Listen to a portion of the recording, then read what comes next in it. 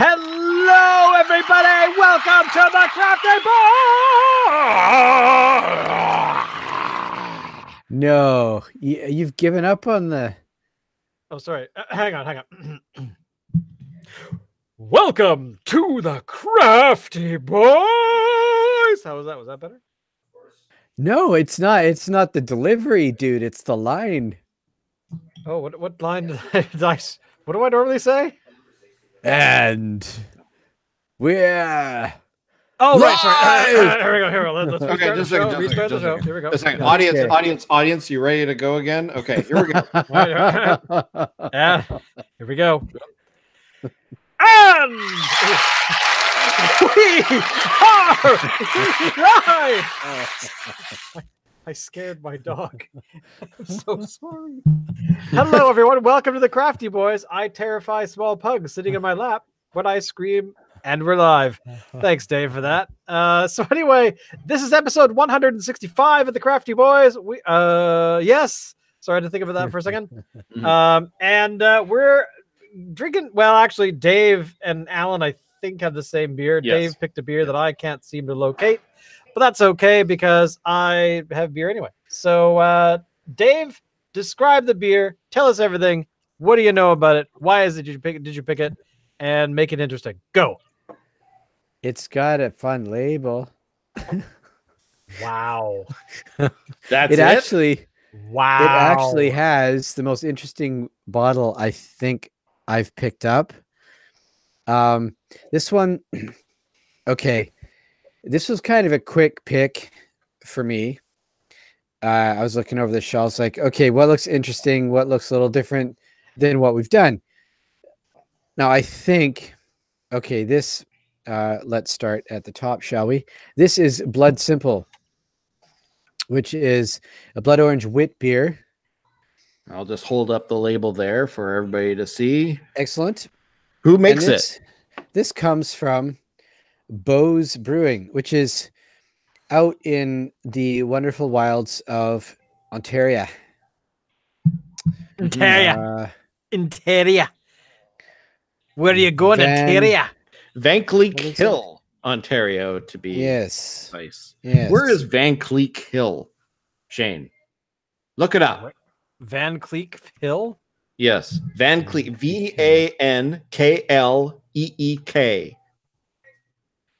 Van Cleek Hill is in Ontario. I know that, but where in Ontario? Ontario is a big province. I'm looking it up. It looks like it is about, where are we here? Where's Toronto? Toronto's way the hell down there. It looks like it's about halfway, almost exactly halfway between Ottawa and Montreal. So in that little, you really? Come on.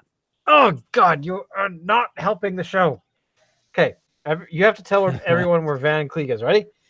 It appears to be Ontario and between Ottawa and Montreal near Hawkesbury.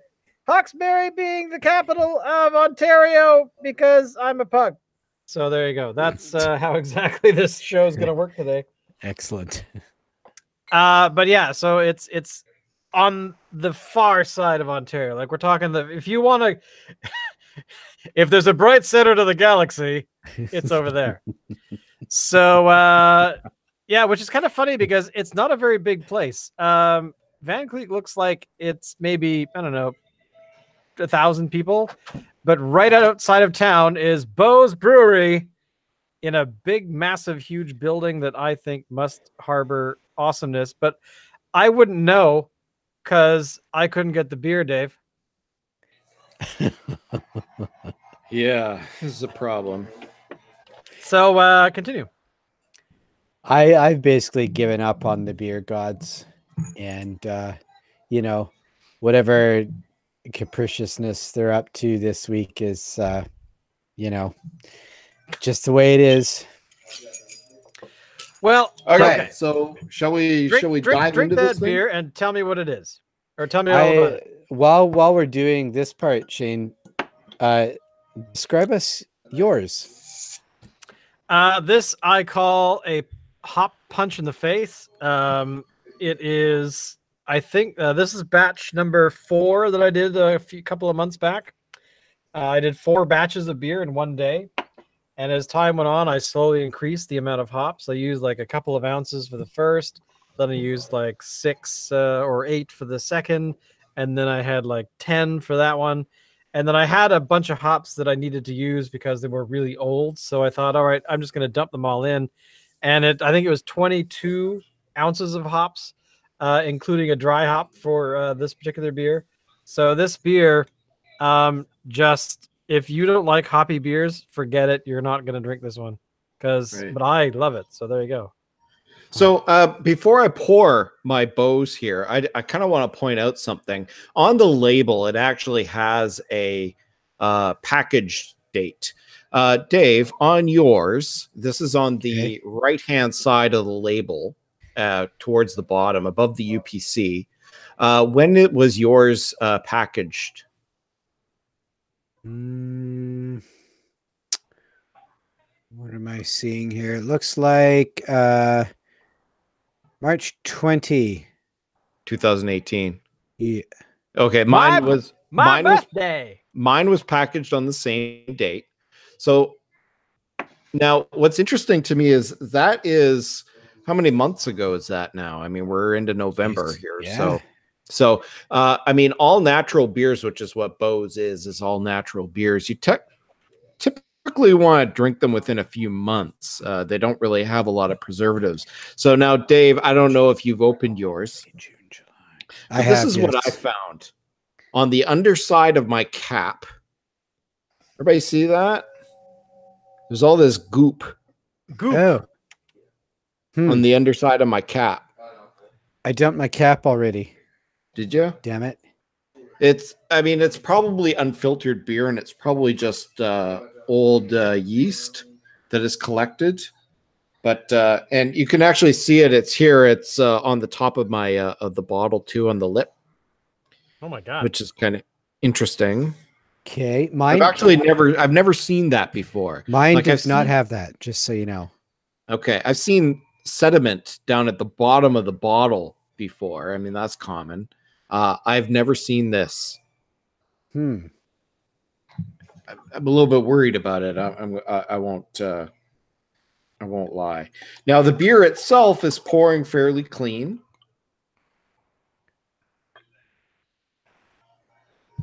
Right there, you can see that it's effervescent. It definitely looks unfiltered. Does yours look unfiltered to you? Yeah, it's cloudy. Yeah. So I like the color. Now, interestingly, some of this sludge from the cap was on my finger, and I kind of gave it a little bit of a taste. It was actually quite tasty. So I'm not, you know, normally if something's going to be bad for you, you can tell from the flavoring of it and stuff. So I'm not getting that from the flavor.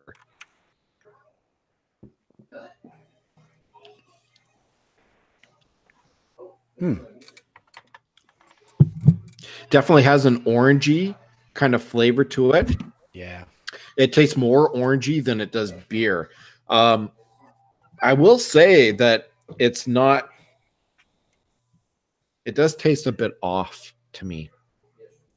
I don't know if it's the age of the beer coming through, if maybe this is you know, a bottle that's maybe sat a little bit too long.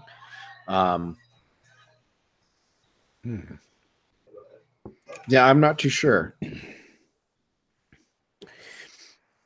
I'm wondering if maybe the cap just wasn't a perfect seal. Well, then by now it would be flat, right? It's definitely not flat. It's effervescent. So no, it had a good seal.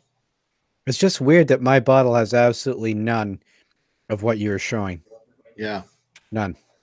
It's totally clean. Yeah, it kind of looks like foundation, like makeup foundation, you know? It's got that same kind of texture.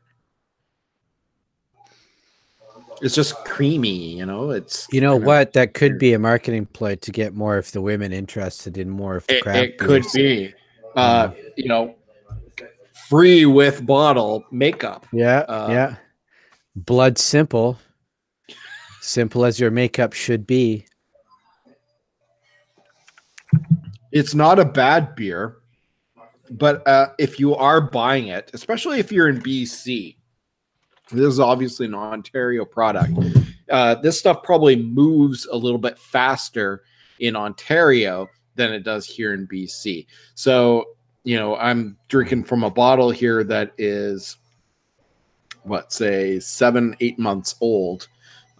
It's probably getting towards the end of its lifespan for an all-natural beer. So that's just something to sort of keep in mind when you're buying it from the store. But it's a very flavorful beer. I think this one's probably starting to go. But I mean, I'm still enjoying it. I'm going to finish it. The way that you described that, just I had this image in my mind of it's starting to go, and then, like, you know, the beer's got like a blinking light on it, and then after a little while it explodes. A little tiny beer mushroom cloud. We're gonna have to drink this beer before it goes critical. Oh my god! Has anybody ever tried Mentos in beer? No. That would be gross, but no, I haven't. No, I mean, like, although I kind of do now that you've said it. I'm kind of like, well, how bad could it really be? Well, you know, there's that classic, I'm not sure you could even call it an experiment anymore, but kind of a demo, whatever you want to call it, where people will take a bottle of Croak and toss a bunch of Mentos in it. Did you say Croak? Yeah, so anyway, we're going to drink a bottle of Croak. Yeah, no, I've seen plenty of those videos, you know, where people try and keep the caps on. They do all kinds of stuff. The balls explode. The geyser of Coca-Cola Fizz. Yeah. One thing I used to do... of beer would do the same thing. Oh, it's possible. Although I think it requires a bit more... I think it requires sugar for that reaction to occur, but I could be wrong. I don't know the science behind it. Although, I have to say, one thing I used to do as a kid, in terms of all of the weird things that children do when it comes to Coca-Cola, I used to mix Coca-Cola with milk. And I don't know what caused it. That sounds absolutely vile. Well, I know what caused it. Because that's what Laverne on Laverne and Shirley used to do. She always used to drink milk and Pepsi. Really? Yes, that was her signature drink, milk and Pepsi. Every single episode, she was all about milk and Pepsi, milk and Pepsi. Ugh. And if you think about it, milk and Pepsi is 2/3 of a paralyzer. Oh my god! Really? What? Pepsi milk is like a melted root beer float. Many years later, it has been rediscovered that Laverne from Laverne and Shirley enjoyed this drink quite a bit on the show. Oh my god! But I see. But here's the thing: I remember when I did that. I don't remember if I was influenced by Laverne and Shirley because I know that I watched that show when it was on. But it was like a milkshake kind of peppermint kind of reaction. That, I don't know. It was weird. I kind of want to try the other one now, but gross now that I think about it. But still, I want to do it again. I don't remember what type of milk. It might have been skim. It probably was 2% or something. But you know, what can you do? Just a quick shout out here before we go on here with the beer. Shout out to Mark Augustus. I don't know who Mark Augustus is, who via Twitter hoped that the show goes well. Oh, thanks, Mark. Oh. Yeah. I'm glad because I tweeted that out. Or was that just recently? That was like a few minutes after you had put out. Okay, good. Sweet. I'm very glad about that because I was curious whether anyone had actually got it.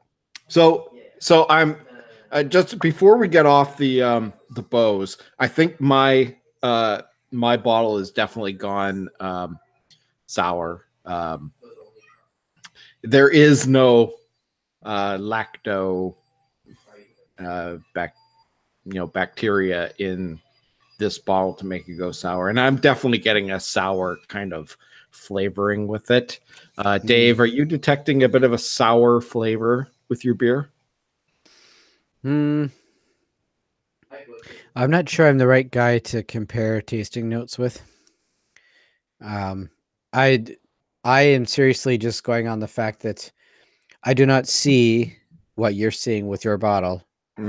So I'm thinking I'm perfectly fine and something is funky in your bottle. All right. Very weird. I've never experienced that before. That's interesting. Can you get stray bacteria or You mean some in the kind bottle of different when it gets bottled up, if it's not carefully sterilized or whatever? Very possible. Yeah, absolutely. But then it becomes a quality control issue. You know, and that can be hopefully that's not it could the be case. deadly. People might die. Maybe I should look to see if there's a severed head in here.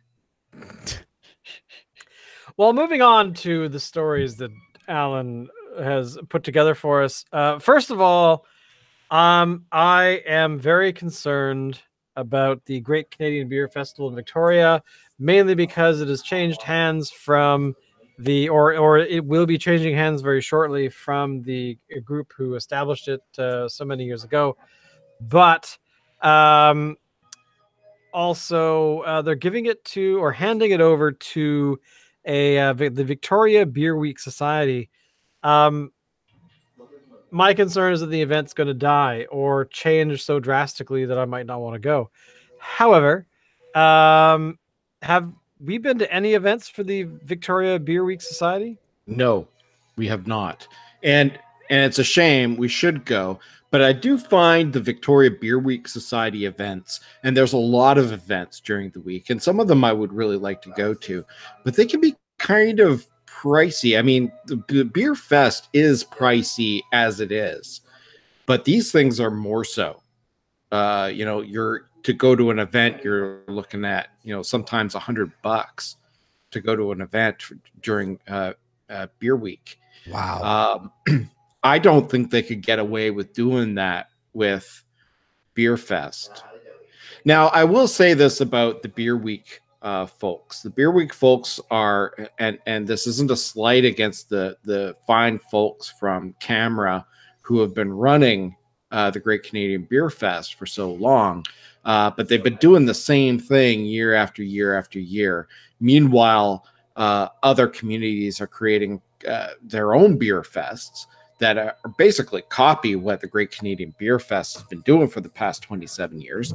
And now, so there's so much more competition for our tickets and all that kind of stuff that actually ticket sales for the one here in Victoria have been kind of falling to the wayside. So I feel like a younger group could maybe come in and maybe offer something a little bit different, change it in some way to sort of reinvigorate it.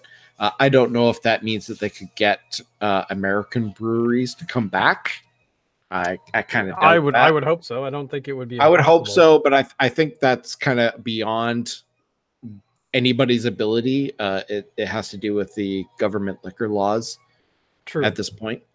I just pulled up the news release, which was only published a couple of days ago, and I hadn't seen it yet.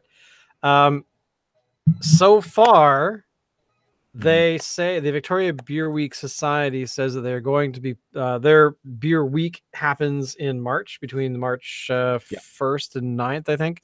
Yeah. And they are going to be concurrently planning and producing the Great Canadian Beer Festival for September 6th and 7th of 2019. So it sounds like they're not changing much, if anything. Hopefully they can, add a little love to it and give it a bit of a boost. But I'm kind of happy about that because I don't know. When you first sent this to me, Alan, I was thinking that potentially there was going to be something where they changed the event so that it is going to be something bigger but all at the same time over an entire week. So I'm glad they're keeping them separate. And hopefully will be the status quo going forward. So I think so, but I think, I mean, and you and I talked about this when we went to Beer Fest this week or this year. Something had to change. Beer Fest, as great as it is, it's kind of getting a bit stagnant. Something had to change, and I think we all kind of saw this kind of thing coming.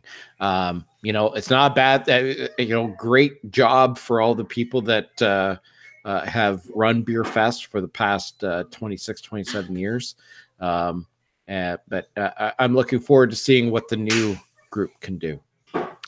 Yeah, so and the new group includes guys like Joe Weeb, the thirsty writer. Yeah, he wrote that the book that Locke was telling us we should read. Yeah. So I've forgotten what it's called. Oh my god, I'll look it up later because I'm drinking beer now. Yeah. So hopefully that will come out in the wash. Now, the next story, which is local, is Cascadia Liquor has won some award. No, they haven't won an award. They are putting out their own advent calendar. So now Cascadia Liquor is a liquor store chain on Vancouver Island. They have an advent calendar that's made of 24 specially curated 473 ml cans from distinctive craft breweries. It's being released in mid-November at a cost of $99.99 per case. They have not said anything more than that. So we don't know what's in it. We don't know what breweries are doing it. $99.99 is a bit rich, but when you consider you're getting 473 ml cans and you're getting 24 of them, actually that's not bad. And they're specially curated for this particular advent calendar, which is interesting. I wonder what it's going to be. I'm very interested to see what happens here. Well, I mean, Shane, you and I have already talked about that we're going to do the Parallel 49 Central City one. Right. Again. So, I mean, this one's probably not on our radar, and Shane, you can't get it anyway because it's a Cascadia thing, and you don't have one where you are. I know, Dave. So, which actually reminds me, you and I have to make sure to pick up our advent calendars because last time I looked, it wasn't even available here in Victoria yet. So, I saw some Sunday. Maybe it was a Sunday. I think it was Sunday. So were you here on Sunday? Was I where? In Victoria? No. Oh, I was here. You said you saw some on Sunday. I did. Oh, in Vancouver, you mean? Yes. Yeah. Because that's where I live. Yeah. Who the hell is Gritty? Gritty is the new mascot of the Philadelphia Flyers, and he has taken the whole mascot world by storm. So Gritty is this orange, googly-eyed Muppet kind of looking creature, obviously with a guy inside. And this guy, seriously, he's out on the ice. He's body checking players and stuff. He's just like a ball of energy, and he just goes around and clotheslines people and stuff. Being a typical Philadelphia hockey kind of fan, they're kind of known as being rough and tumble there in Philly. So anyway, Gritty is getting his own beer.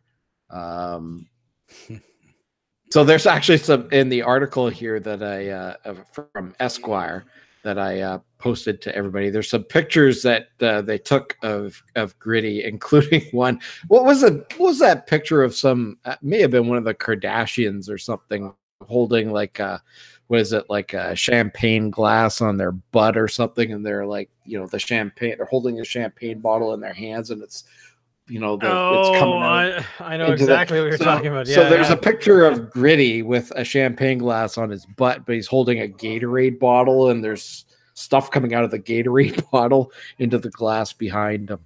Anyway, so in honor of Gritty, a Philadelphia garage brewery ARS, announced Monday night that a new beer called Gritty Gruel, which is going to be made with donuts from Federal Donuts, cold brew coffee from Rival Brothers, lactose. It's 7.5%. And as the tagline goes, this beer is what nightmares are made of. The caffeinated sugar rush mimics Gritty, who looks like he or she is hopped up on something. I think that's awesome. I gotta say that is pretty awesome. I mean, I remember wasn't Gritty didn't he just come out, or was introduced to the world like in the last 4 or 5 months? Couple of months. So I gotta say, give it up to Gritty for doing what a lot of mascots. I mean, could you name every single mascot for every single hockey team? No. Like, there's just no way. I'm assuming there must be. Two. But we all know Gritty now. I mean, I didn't know what his name was, but I knew of him, and when I saw him, I knew who he was, for what team he represented, because he was so fucking ugly. He was like, Sweetums for the Muppets. It's like Sweetums for the Muppet had a love child with a nuclear reactor, and that's what was produced, right? Like that, it's just he's hideous, but at the same time, he's kind of adorable because he's Sweetums is always this big hulking character who is kind of terrifying, but but also he's sweet at heart. He's got a heart of gold kind of thing, right? He's not actually he's a monster, but he's not a monster. He's kind of like this guy who's like, guys, I just want to hang out, Why are you running away? I have beer. Actually, that would be awesome. Like Sweetums showing up to your party going, I have beer. I mean, if I ran in a dark alley, Gritty and Mike Tyson, I'd probably run to Mike Tyson for protection. Gritty just looks that freaky. I mean, he's definitely got that I was invented in somebody's nightmare kind of look about him. Like it's the eyes are creepy. Everything's creepy about him. He's just got this. He's off somehow. It's like watching a Japanese horror movie where it's somebody. The evil entity is walking upside down, doing something that humans would never do, but has that weird sort of stutter, where it's like they almost are, a projection of some sort that's distorted and not quite working properly. And yeah, that's Gritty. Gritty is a Japanese horror dream. Like I can't describe him any other way. But at the same time, I certainly hope he has a heart of gold. Although you say he's not really a heart of gold kind of guy. He's clotheslining players and stuff on the ice. That doesn't seem very nice. Well, not players necessarily, but I mean, and I seem to remember it's a video that I watched, after he was first introduced, and they were doing some sort of like promotion with fans out on the ice in between periods, and where they do a contest or whatever, and he was like roughing up one of the fans. I mean, it's all in fun, right? And it wasn't, the fan wasn't actually hurt, but I mean, yeah, it was kind of, you don't normally see that kind of thing from a mascot. Yeah, it's definitely. I'm trying to think of what other I've seen other mascots around, but I don't. Again, I can't think of any. Okay, well, there's Harvey the Hound in Calgary. There's what? Sorry, what? There's a Harvey the Hound in Calgary for the Flames. Yeah. Who the hell? I've never heard of Harvey the Hound. Harvey the Hound is actually a kind of infamous because he was in a game against the Edmonton Oilers. This is probably about 10, 15 years ago. He was leaning over the glass at the Edmonton Oilers coach, Craig McTavish, and basically mocking him. And Harvey the Hound has this tongue that's kind of sticking out from his head, which is a good place for it, I guess. And Craig McTavish goes up and grabs My tongue hangs out of my butt. So Craig McTavish grabs the tongue and basically rips it off the costume and throws it onto the ice. Whoa. Then there's Yuppie in Montreal. Yuppie was the former mascot of the Montreal Expos. And when the Expos left Montreal, the Montreal Canadiens basically adopted him. It was 2003 in January. Edmonton Oilers coach Craig McTavish ripped the tongue out of the Calgary Flames mascot Harvey the Hound. The Flames were leading 4-0, and the 200-pound dog was mocking him during a timeout. When play resumed, Harvey moved behind the bench and continued to razz the Oilers. He leaned over the glass to make fun of McTavish, who then grabbed the tongue, ripped it out, and threw it into the crowd. Undeterred, Harvey kept leaning over the glass, reached for a hockey stick, but was calmed by the Oilers trainer, Ken Lowe. Several Oilers squirted Harvey with water bottles before security moved the mascot. Wow. There you go. So so it was Harvey the Hound was released in 1983. This is the thing. I've watched so many games between 83 and now for those teams have played at, and I've never ever recognized or noticed this dumb dog. So maybe I don't know. Maybe on television, the Canucks have one. Finn. Canucks have Finn. They have the whale. Yeah. But again, I actually don't know. I can't think of any time where on television you actually see the mascots. I mean, maybe it's a thing that's in the arena, but I don't know. I've just never. I mean, I don't remember seeing them anyway. Let's put it that way. Yeah. I know that I've seen the mascots for various CFL teams in Canada, but I haven't noticed any mascots for the hockey teams, which is a bit unfortunate.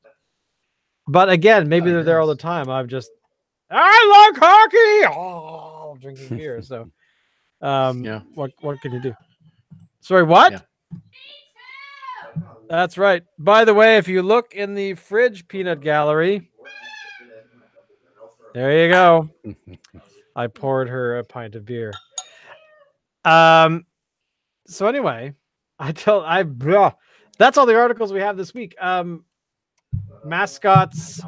I can't think of a summary of all of our stories this week. So, Alan, think of a summary.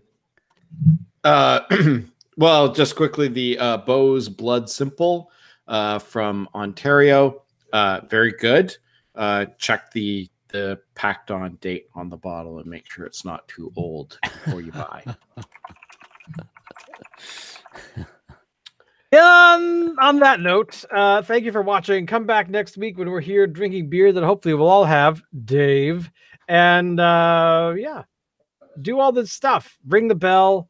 Do the thing. We're here almost every Wednesday at this time, talking about beer, talking about crap, whatever comes to our mind.